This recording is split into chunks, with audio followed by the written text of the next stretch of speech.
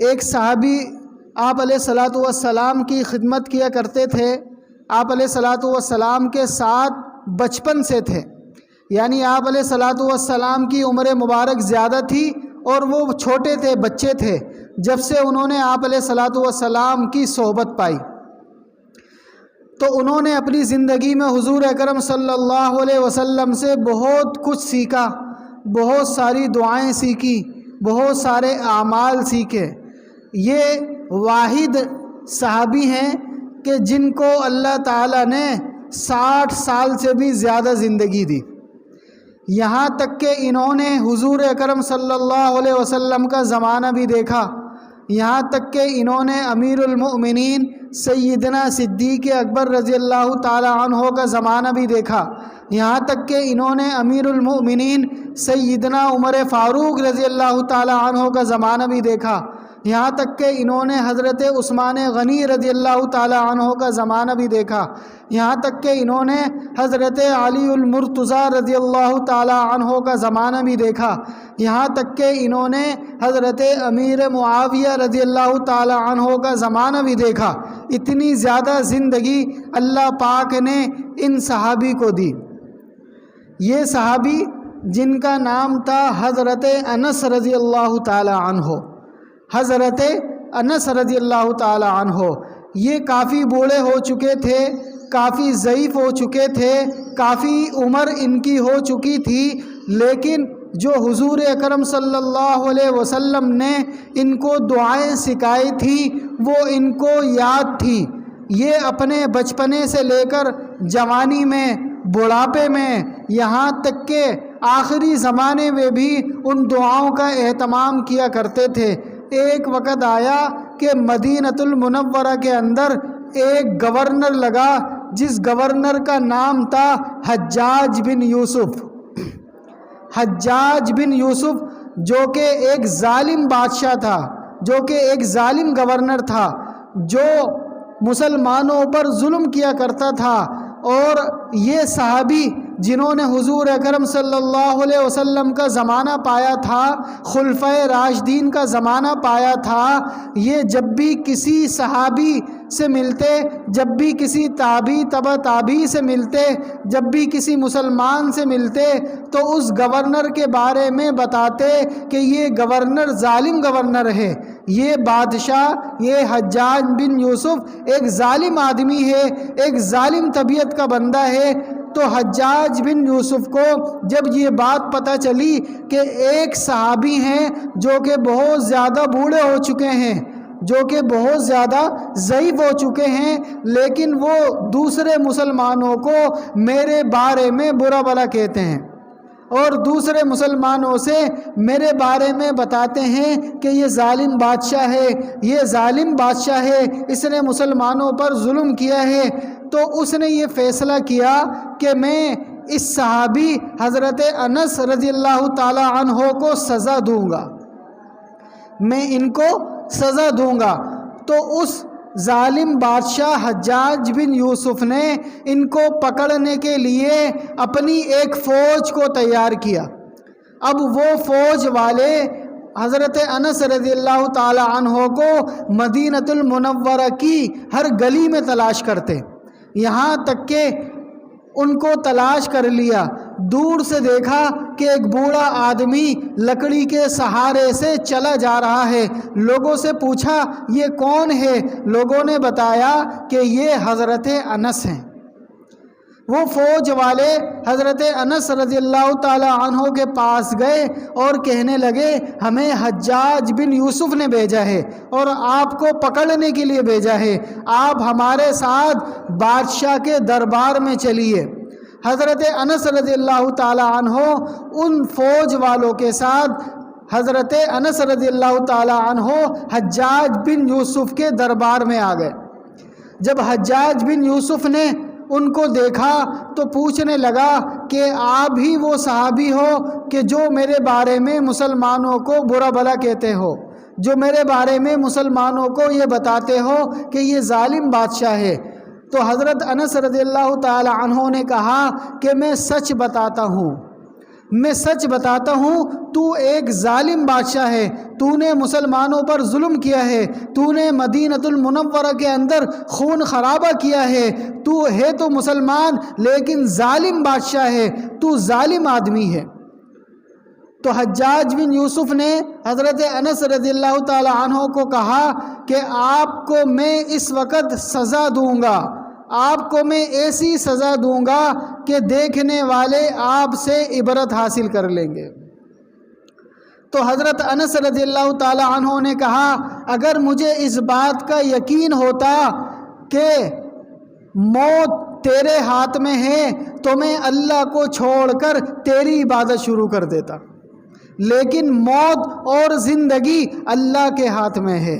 موت اور زندگی کا بادشاہ اللہ ہے، موت اور زندگی کو پیدا کرنے والا اللہ ہے، اللہ نے مجھے پیدا کیا ہے، اللہ ہی میری حفاظت کریں گے، اللہ ہی کے حکم سے میں یہاں آیا ہوں، اللہ ہی کے حکم سے میں زندہ ہوں، اللہ ہی کے حکم سے میں اللہ ہی کے حکم سے ایک دن موت کا شکار ہوں گا۔ تو اے حجاج اگر مجھے اس بات کا یقین ہوتا کہ موت تیرے ہاتھ میں ہے تو میں اللہ کو چھوڑ کر تیری عبادت شروع کر دیتا، لیکن مجھے پتہ ہے موت کا بادشاہ اللہ ہے، تو نہیں، تو تو خود محتاج ہے، تجھے تو خود اللہ نے پیدا کیا ہے، تجھے تو خود اللہ کی طرف سے یہ آزمائش ہے، تو تو خود اس سے مانگتا ہے، تو تو خود محتاج ہے، تو کر کے دیکھ، تیری حکومت ہے، تیرا محل ہے، تیرا دربار ہے، تیری فوج ہے، اسلحہ تیرے پاس موجود ہے، فوج تیرے پاس موجود ہے، میں تو نہتہ آدمی ہوں، بوڑھا آدمی ہوں، ضعیف آدمی ہوں، کمزور آدمی ہوں، تو جو کر سکتا ہے کر کے دیکھ، لیکن ایک بات یاد رکھنا، میں نے اپنے آقا علیہ السلام سے بچپنے میں ایک دعا سیکھی تھی، اور حضور اکرم صلی اللہ علیہ وسلم نے مجھ سے فرمایا تھا کہ اے انس جو شخص صبح کے وقت میں اس دعا کو پڑھ لے گا شام تک کوئی بھی بندہ اس کو قتل نہیں کر سکتا، اور تو یاد رکھ آج بھی میں وہ دعا پڑھ کے آیا ہوں، آج بھی میں وہ دعا پڑھ کے آیا ہوں، اگر تو نے آج مجھے قتل کر دیا، مجھے یہ پتہ چل جائے گا کہ میرے آقا علیہ السلام کی دعا میں زیادہ طاقت ہے یا تیرے پاس زیادہ طاقت ہے، تو آج مجھے مار کے دیکھ، فوج تیرے پاس موجود ہے، اسلحہ تیرے پاس موجود ہے، ہر آسائش تیرے پاس موجود ہے، میرے پاس بھی آقاؤں کے آقا بادشاہوں کے بادشاہ حضرت محمد مصطفیٰ صلی اللہ علیہ وسلم والی دعا موجود ہے، وہ دعا میں پڑھ کر آیا ہوں، اور مجھے اس بات کا یقین ہے کہ آج کے دن کوئی مجھے مار نہیں سکتا، آج کے دن مجھے کوئی مار نہیں سکتا، وہ دعا میں پڑھ کے آیا ہوں، چل تو اپنے تیر آزما، چل تو اپنے سارے حرب آزما، میں بھی دیکھتا ہوں کیسے تو مجھے مارتا ہے۔ اب وہ حجاج بن یوسف جو کہ بادشاہ ہے، محل میں ہے، اپنی فوج کے ساتھ ہے، ساری چیزیں موجود ہیں، جیسے ہی حضرت انس رضی اللہ تعالی عنہ نے آپ علیہ السلام کی اس دعا کا ذکر کیا،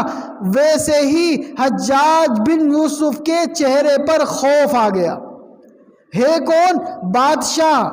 ہے کون؟ بادشاہ، ظالم بادشاہ، اس کے چہرے پر خوف آ گیا اور وہ ڈرنے لگ گیا، اور وہ تھوڑا سا پیچھے ہٹ گیا اور اپنے درباریوں کو کہنے لگا کہ انس کو چھوڑ دو، انس کو چھوڑ دو، اس کو عزت کے ساتھ واپس جانے دو۔ جب حضرت انس رضی اللہ تعالی عنہ کے بارے میں یہ حکم دیا اس کو چھوڑ دو، حضرت انس رضی اللہ تعالی عنہ نے آسمان کی طرف ہاتھ اٹھائے اور فرمایا میں نے کہا تھا کہ بے شک موت کا مالک وہ اللہ ہے، موت کا مالک اللہ ہے، اللہ تو وہ ذات ہے کہ جو موت کے منہ سے بھی نکال کے دکھا دے، موت کے منہ سے بھی نکال کے دکھا دے۔ اے حجاج آج آپ کو اللہ پاک نے دکھا دیا کہ خالق مالک اللہ ہے، رازق اللہ ہے، زندگی اور موت کا مالک اللہ ہے۔ حجاج بن یوسف نے کہا اے انس وہ دعا مجھے بھی سکھاؤ، اے انس وہ دعا مجھے بھی سکھاؤ۔ حضرت انس رضی اللہ تعالی عنہ نے کہا کہ وہ دعا میں تجھے نہیں سکھاؤں گا کیونکہ تو ظالم بادشاہ ہے، تو ظالم آدمی ہے۔ وہ دعا میں نے اپنے سینے میں محفوظ رکھی ہے، جس وقت میں دنیا سے جاؤں گا مسلمانوں کو سکھا کے جاؤں گا۔ تو انہوں نے وہ دعا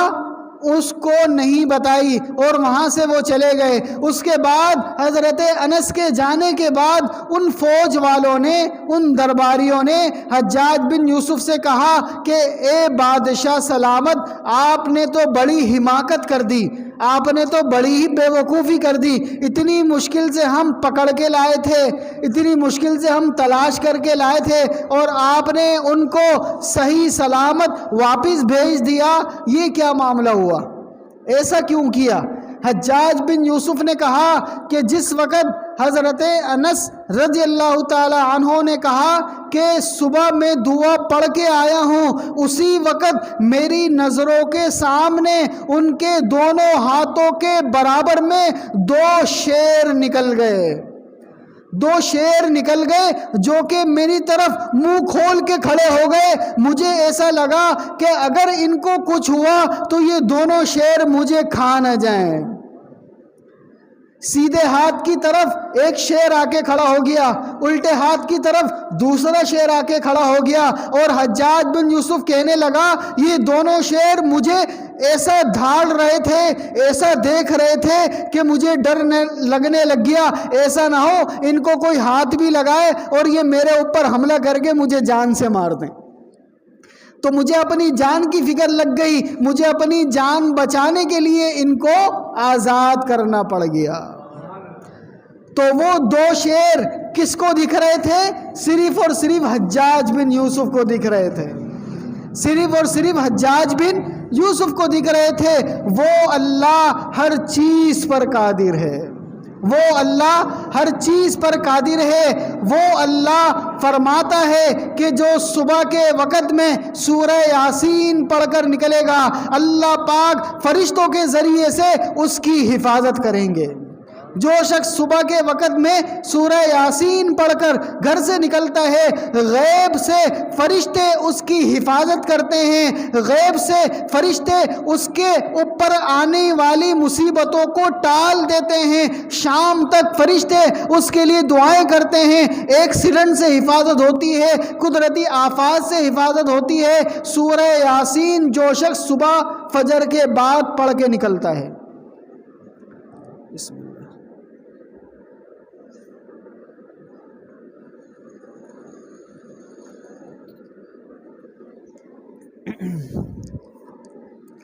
تو حضرت انس رضی اللہ تعالی عنہ کا جس وقت انتقال ہونے لگا،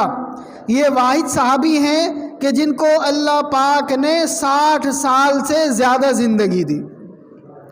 60 سال سے زیادہ زندگی دی۔ جس وقت دنیا سے جا رہے تھے اپنے بیٹے کو وہ دعا بتائی، اپنے بیٹے کو وہ دعا بتائی، پھر ان کے بیٹے نے جتنے بھی مسلمان تھے ان سارے مسلمانوں کو وہ دعا لکھوائی، جس کو کہتے ہیں دعائے انس۔ دعائے انس کیا کہتے ہیں؟ درس قرآن، درس حدیث، اصلاحی بیانات، فقہی مسائل اور وظائف کے لیے مفتی ابو بکر انصاری کے چینل کو سبسکرائب